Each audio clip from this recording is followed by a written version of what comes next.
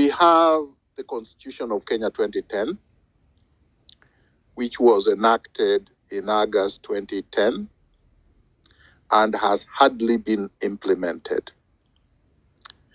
That is a huge governance failure, because a democratic society have to be governed in accordance with the Constitution and the rule of law. The Constitution is the cardinal and the primary instrument of governance. And a country that does not implement, does not enforce, does not honor,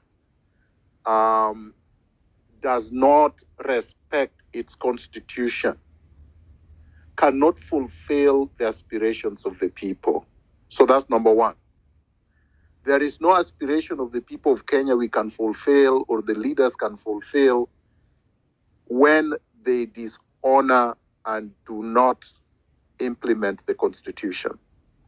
We know, for example, that the Bill of Rights in the Constitution is a brilliant piece of aspirational declarations and edicts that if our country and governors were to honor, we would not be complaining about atrocities, human rights abuses, abuse of public office, mismanagement of public resources, and such other things. So that's very, very key. When we go to chapter 6, which entrenches integrity as the basis of those that preside over our public sphere, if that was to be enforced, then we would have no problem. We would not be complaining about Ruto stealing public resources or Ruto's acolytes abusing power and abusing public office. We would not be complaining about defiance of court orders. We would not be talking about abductions, if that was honored by those in public office. Number 3, and probably number 2, because I started with Constitution and the honor of the Constitution and the basis of everything, is the ineffectiveness, the inefficiencies, the weaknesses, and the abuse of institutions. So I have always said, and I will continue saying, that number 1, our constitutions were not designed at independence, so-called independence, to give dignity to the African, to the majority of the citizens of Kenya. And unfortunately, because we have not implemented the constitution and breathed life into it, we have not translated the fresh constitutional, the spirits of the constitution that would have given dignity and honor to the African in the institutions or through the institutions. So, for instance, I will translate it this way. When you go to the police, the Kenya Police Service, their training has not changed from the way they were being trained during colonialism to now. Their attitude towards the citizens has not changed. They still view themselves as a force, not a service, that is there to enforce the rules of those in power, not to protect the people, and not to protect people's rights. You see, when you go to, say, for example, the civil service, even though the civil service is supposed to be an independent entity of government, civil servants still believe that they answer only to the president. They don't believe they answer to the people. They don't believe they answer to the constitution. They don't believe they answer to the rule of law. They don't believe their service is there for posterity. They believe that they're supposed to please those in power and then get rewards based on how happy those who appointed them or those who pay them, they believe they're being paid by those in power, actually. They don't believe that they're earning their livelihood from the taxes. So that's number two. So it's not just the failure and the inefficiency of the of the institutions. It's the fact that these institutions were set up not to serve us as citizens, but to oppress us. And number three, in my view, is the lack of ethos, the lack of values, the lack of a culture of respect for human life.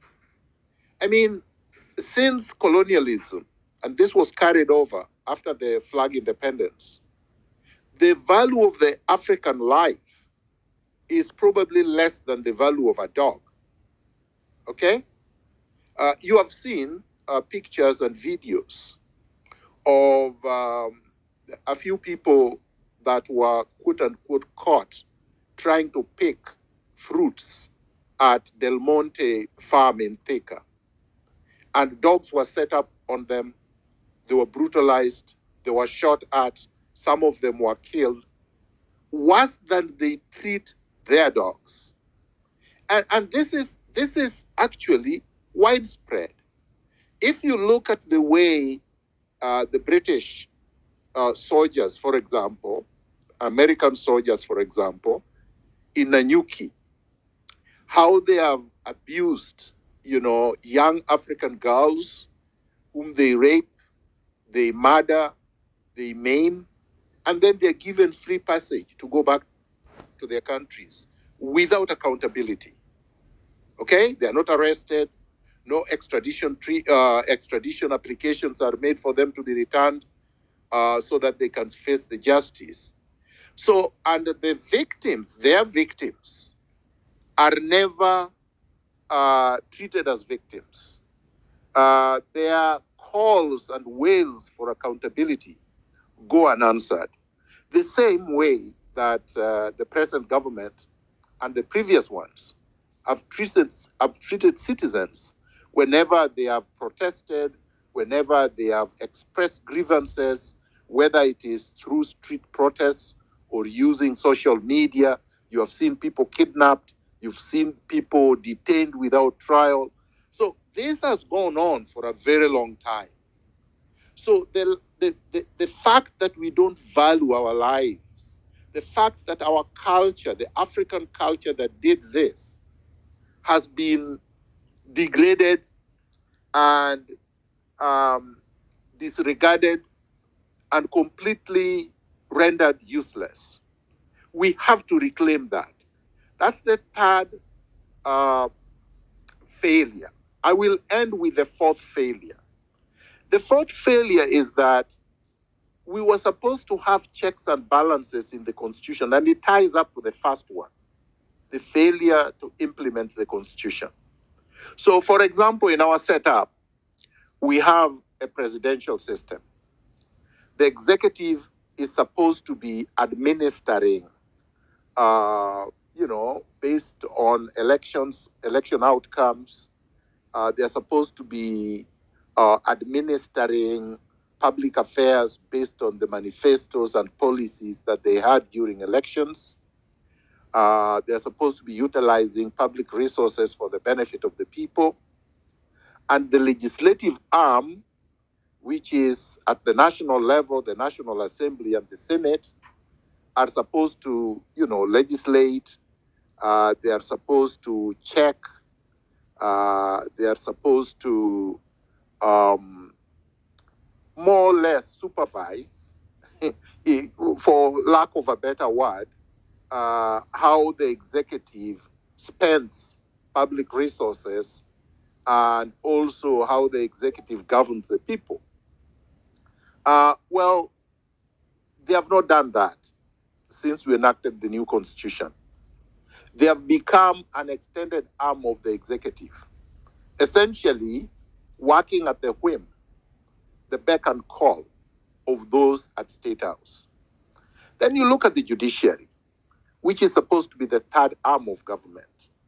which is now supposed to preside over all the disputes, the legal disputes, either between citizens or between citizens and the so-called governors or the governments. And you have seen that Kenyans have had a lot of complaints because of corruption in the judiciary, the inefficiencies in the judiciary, the lack of access to justice in the judiciary. And so the third arm has also not worked as well.